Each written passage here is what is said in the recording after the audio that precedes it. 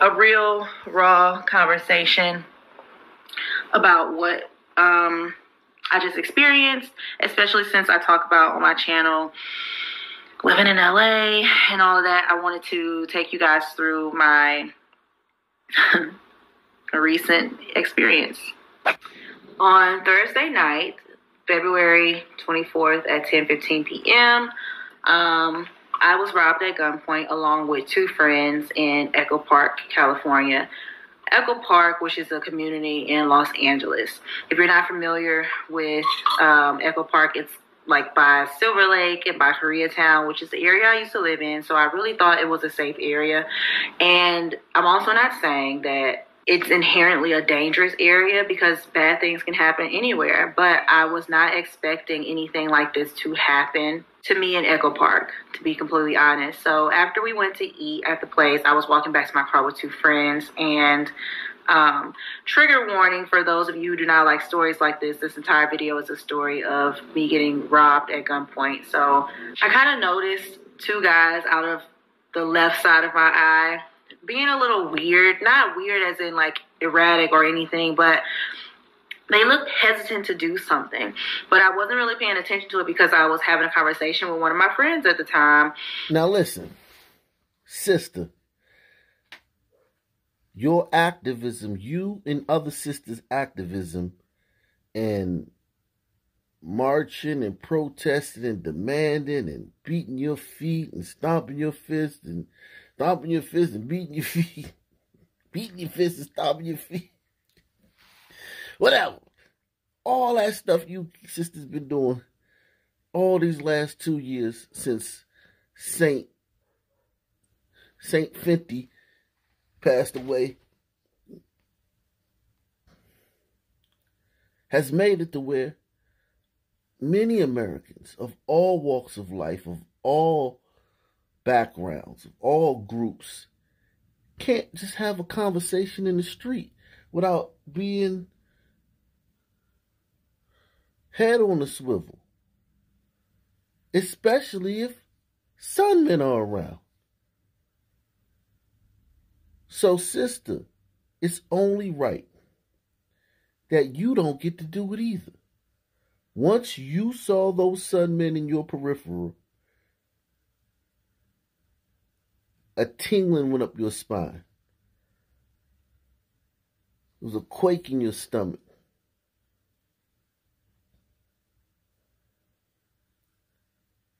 You started to feel a little something, but you denied it because all y'all do is protest and tell everybody how these guys are being profiled. Some men being profiled. And the police just messing with them for no reason. Police just go around, you. All sun men, put your name in a hat and we gonna pick, today we gonna mess with Quantavious. Today it's Jadarius. Like, these guys are getting attention from the police for the same reason you, as soon as you saw them, you started getting antsy. But I was not expecting anything like this to happen to me in Echo Park, to be completely honest. So after we went to eat at the place, I was walking back to my car with two friends, and trigger warning for those of you who do not like stories like this entire video is a story of me getting robbed at gunpoint. So I kind of noticed two guys out of the left side of my eye being a little weird, not weird as in like erratic or anything, but they looked hesitant to do something, but I wasn't really paying attention to it because I was having a conversation with one of my friends at the time. And I was like, okay, I got two guys over here.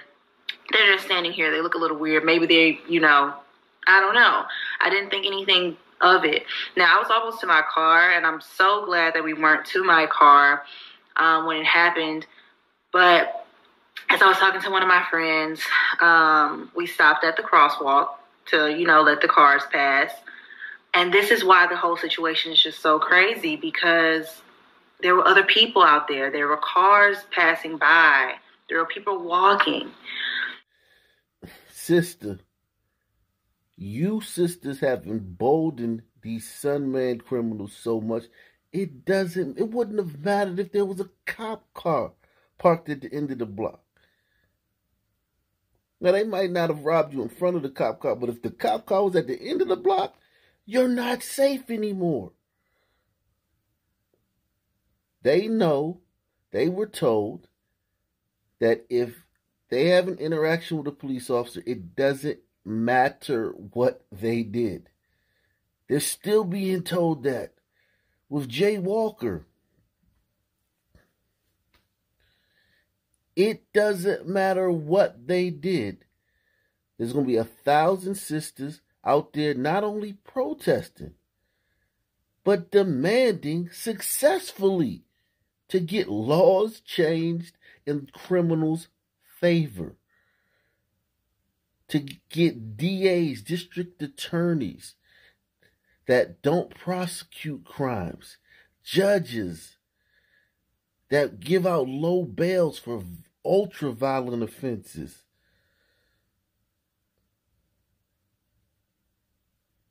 Cops that are handcuffed.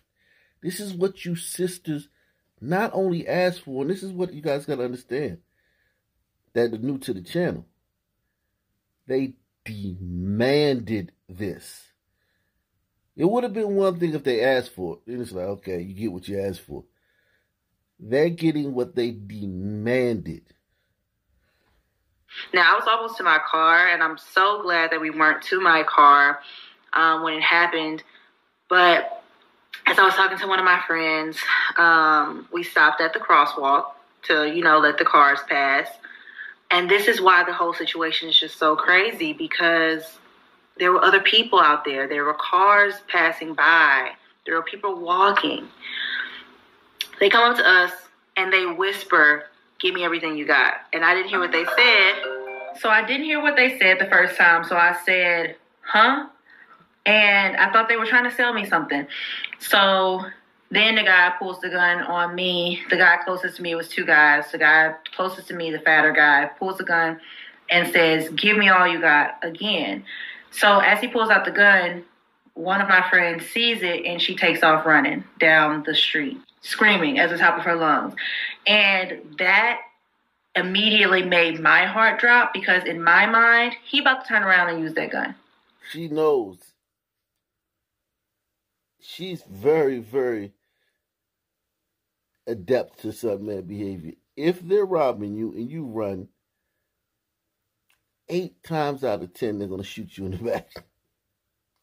If they're carjacking you and you pull off, 10 times out of 10, they're going to shoot at the car.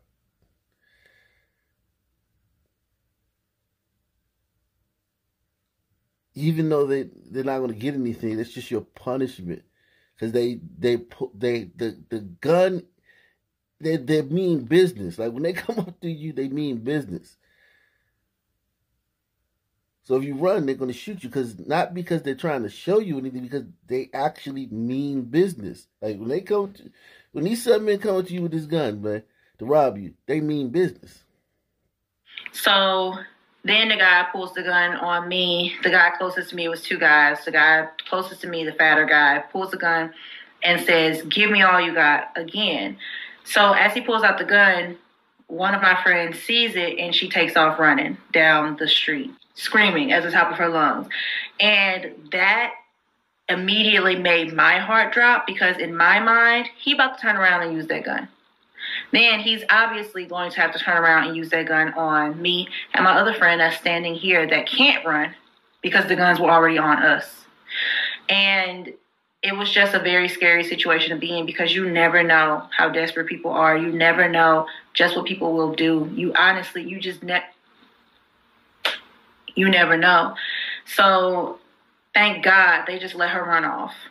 And as she was running off, I just said, "Here, take my bag," like really loud, because don't pay attention to that right now. Take this, do what you're going to do, go, because I don't know what you want. So they end up taking my bag, and then they pat me down, and then they pat down my friend standing right next to me. It was a guy, and they took his wallet, but he kept his phone and his keys because they were on an inside pocket in his jacket. I didn't have any pockets. All of my stuff was in a canvas tote bag that I normally carry. So they took everything. They took my phone, my wallet, my keys, my AirPods, my brand new Yeti water bottle that my mom just bought me for Christmas. And we thought they were going to take my car. So we called the police, or we walked to his car. And then we go into the parking lot that's attached to the restaurant. That the whole reason we didn't park there was because it was full. We didn't see any. We both spent 10 minutes looking for parking, and I really wish I would have just spent an extra 10, 20, 30, whatever to park closer to the restaurant. But I honestly did not even think that this was an area where something like this would happen, especially so close to Sunset. The restaurant was on Sunset Boulevard. It was still a lot of people around, and we just got robbed in the middle of all of that. So people asked us if we were okay, and which means that they saw it happening. And I'm not saying that they should have jumped in to, do anything about it, but there was people around. So I would have never thought that I would have been robbed at gunpoint with bystanders. Well, sister, it's crazy out here, man. You guys have demanded this change in society to where none of us are now safe because of the things that you, and I'll give it, granted, pasty liberals also contributed to it, but you sisters were the linchpin of that. You were the fulcrum. You're the MVP. You're the real MVP of that movement to defund the police, to bring in all the soft on crime prosecutors and judges, to change the laws, no cash bail and all this stuff. That was all you guys that demanded that. You guys were on the front lines. You guys were the impetus to that, to these changes in society. And it was immediate. Like, as soon as Floyd happened, and then you guys made all those changes, demanded all those changes, it was instant. And here we are 2 years later, and you're wondering how you could get robbed in front of a group of people. But I do want to say that there are brothers that are willing to put their lives on the line for you sisters, man, and put their safety on the line for you sisters every day. And they're doing it out here in the streets. And they're better men than me because, sister, if I don't know you, you are short. Because I got to look over my back and I got to watch over my shoulder. And I can't just be on my phone when the sun been around, because they're gonna try you anywhere. They're constantly on the prowl because they know there's no consequences thanks to you guys. So these brothers that are out here putting their lives on the line to protect you sisters, salute, man. You're a better man than me. Kim won a silver medal playing volleyball at the 2008 Olympics in Beijing. She often posts motivational and workout videos on Instagram. The 6'3" Wonder Woman never imagined she'd be in the spotlight as a crime victim. Kim says she's grateful to the strangers who stopped to help. Good Samaritan Benson Parks pinned down the homeless man charged in the unprovoked assault. Inside Edition brought Kim and the total stranger together. I heard her screaming. I jump out. I'm like, what's going on? I'm like, I get instantly mad. It's beautiful. I do understand that emotion that brother feel. Like, if I'm somewhere and I see somebody like clobber a woman in the head with a pipe, that is going to enrage me. That's just the man in me. But you're on your own, sister. Because y'all demanded this, man. But salute to this guy. I want to make sure that this guy gets credit. Even though I'm on record saying you're on your own. It's still important that everybody doesn't feel that way. We all don't. Everybody's different. This guy, and let me show you the guy that he pinned down with his foot. I mean, he's just like, has this guy on the ground, like, this guy can't do nothing. And salute to him. But this is a bad man that he has pinned down. So I give this guy extra kudos. Yeah, so here's the guy who beat up Kim Glass. Here's the guy. All right, so he is a 51-year-old black male. I told you that. I told you that. I knew it. 51-year-old black, brown hair, brown eyes, 5'7", 140 pounds. So he's much smaller than she is. He's on parole. Yeah, arrested. He was arrested for assault with a deadly weapon or assault with force likely to produce great bodily injury. Okay, so that's good. They charged him correctly. I'm glad they charged him correctly. That's good. His name is Simeon Tesfamarian. He's a corn African. He's either Ethiopian or Somalian. Simeon Tesfamarian. That's definitely an Ethiopian or Eritrean or Somalian name. And he's got it's something over there. He's got a long criminal record. Of course, he's got burglary, two burglary charges. I'm just looking at the big ones. No, 3 burglary charges. So he's got 3 different burglary charges. He's got grand theft. Yeah, grand theft. A couple grand thefts. And assault. This assault with a deadly weapon early in 2020. He's got an assault with a deadly weapon in 2020, and then he got another burglary and grand theft in 2021. So I think that's 4 burglary charges. Different. We're talking about different, like not the same charge. 4 different burglary charges, and I think 3 different grand theft charges, and then he's got one previous assault with a deadly weapon charge. And this is all this is all since 2015. And 3 of those since 2020.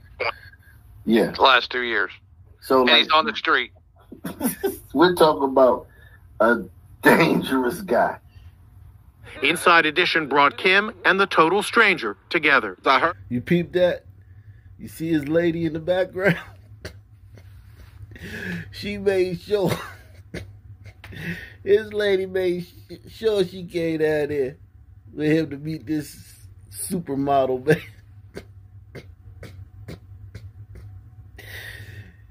Oh, you going to meet Kim Glass? Oh, bet. I'm taking off work. We going to meet Kim Glass.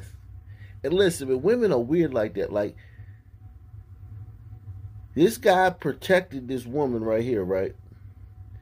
So now his woman is inside. I'm telling you, man. She's a little bit like wishing that he had done that for her. Now he's got to. You listen, man. I feel sorry for the next person to even like in a crowded place, just like nudge her with their shoulder. You in trouble, man. Because this guy, he gotta do something for his lady equivalent, man. He on the hook. And then he came down here and met with her and hugged her. His girl, I promise you, and guys, get in the comment section. I promise you, his girl is upset on the inside. Next time they get in a fight, why don't you look? You got to get out of here, man. You got to leave. Maybe you can call that lady, that big tall model with the left eye, whatever they call her. You can go call her, and maybe she'll let you stay with her. I mean, y'all is all close and everything. I mean, don't y'all got like some kind of bond? I mean, yeah, man, you gotta get your stuff, man. Call her. Something gonna come up like that. I promise you, bro. You got to go and do something crazy for your girl now, man. She feeling left out, man. I heard her screaming. I jump out. I'm like, what's going on? I'm like, I get instantly mad. It's beautiful, honestly. Yeah. It's just beautiful because it's just like you didn't have to stop. And it just warms me up just to know that, like, there are people out there that don't turn a blind eye. Anyway, man, look, man, salute to all the brothers that's out here doing this, man, putting themselves in danger, man, for these sisters, man. And listen, before 2020, I would have too. Before 2020, yeah. But since 2020, nah, man, y'all done destroyed the country, man. Y'all got to get some of this too. It's only right that y'all get some of this, man. What everybody's getting. Everybody's getting this stuff, man. But salute to the brothers that are out there. And listen, Kim, I know it's girl lurking and whatnot. But, man, fellas, get in the comment section. How many of y'all think Kim need to do the right thing, man? And show some appreciation, man. You know? It's only right, Kim, man. But salute to the brother, man. Salute to the brother, man, that and all the other brothers is doing stuff like this, man. That random attack at Grand Central Terminal. The victim, recovering tonight, says he was physically attacked overnight after trying to step in to help a woman who was being verbally attacked. Well, tonight, that Good Samaritan telling his story only to Eyewitness News reporter Josh Heinecker. He has a shattered eye socket, a broken jaw, a giant gash in the back of his head. It's not a way to live. You know, I'm not liking the city, my city, you know, and I grew up here. I'm born and raised. And from his hospital bed tonight, Kenneth Haygood described the encounter he had early this morning while waiting for a 5 train home from work as he stood on the mezzanine at Grand Central. And then I see a woman over there, very attractive, standing by herself. And then all of a sudden, this guy appears, and he starts yelling in her face and waving his arms in her face. And I'm like, yo, like, what's going on? Is he getting ready to hit her or something? He says he walked down the stairs to the platform, put himself between the man and the woman, and called 911. It's like, where's he at? I said, he's coming at me right now. He was walking towards me with his, intent. And they said, where's he at now? I said, he's right in front of me. Kenneth says he was speaking to dispatchers when the man attacked him. The next thing he knew, he was in an ambulance. The next thing he knew, he was in an ambulance. In the human mind, the body is amazing. It does that. That's a protective measure. When you get your butt kicked so bad, the body shuts off the mind so that, because the trauma from that will hurt you. So the body knows that, look, we can't even, we got to delete. It's like when I'm editing my videos. It's like, all right, man, cut that out, man. Delete that. You know what I'm saying? We got to delete that scene, man. And that's basically what the mind is doing. It's like, all right, let's just delete this scene, man. He ain't going to be able to handle this one when he come to. So, it's just a wonderful thing, man. The human body's just amazing, man. But yeah, he got his butt kicked. Dispatchers when the man attacked him. The next thing he knew, he was in an ambulance. He has a cranial brain bleed, lacerations in his head, fractures all up and down his orbital bones. Hours later, his sister Mia got a call that Kenneth was at Bellevue after the man had knocked him down and kicked him repeatedly in the head. Cops quickly caught the assailant, who they say has multiple prior arrests, including at least one assault. The woman didn't stick around. Listen, man, and in the previous story, Kim Glass, she had to stick around. Because, I mean, like, he debilitated her. Like, he hit her so hard that she couldn't even, she was down for the count.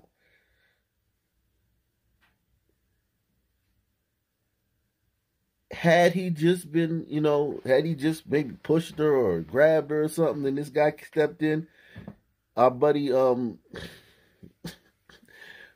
had stepped in and stepped, who knows if Kim would have stayed around, man? Who knows if Kim would have just left? Because most women, man, listen, man, they out, man. The danger is there in their face. You've stepped in. It's like in those videos where you see the school shooting, when the cops come in and they take on the shooter, and all the kids and the teachers run out. The kids don't stand there behind the cops like, yeah, give me a gun. No, they just run out. So once you step up to the man for some woman that doesn't know you, she's just like, oh, thank God. Because that guy would have, we've seen guys smear poop on these women. They'll do anything to these women. She was probably terrified. You stepped in. You've given her a second. Even if you had just stepped in for 2 seconds, now she gets to leave. I don't even know if that's a character flaw. I don't even know if she just do like, oh, she left. I know some guys like, man, she left there, man. Yo, she was in mortal danger. New York subway. Have you been watching my channel? We cover the New York subways extensively.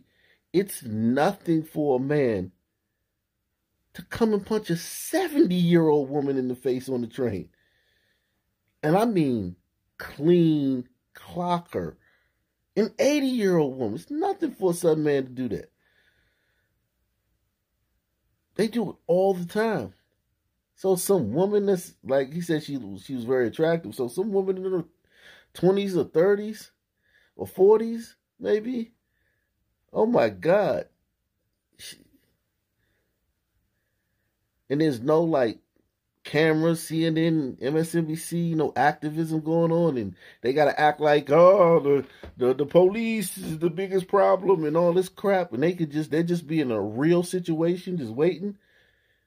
They're terrified when these guys approach them on the train, with all in their face, cussing them out and all this stuff and talking all crazy. They're horrified in those moments. They're praying for a police officer to show up. And since they've defunded them, the police don't show up as often as they used to. And then here you come. She's out. She gone. As soon as you come and take and you take his attention, she gone. She's a woman. She's trying to get away from the danger. After the man had knocked him down and kicked him repeatedly in the head, cops quickly caught the assailant, who they say has multiple prior arrests, including at least one assault. The woman didn't stick around. My brother is a hero.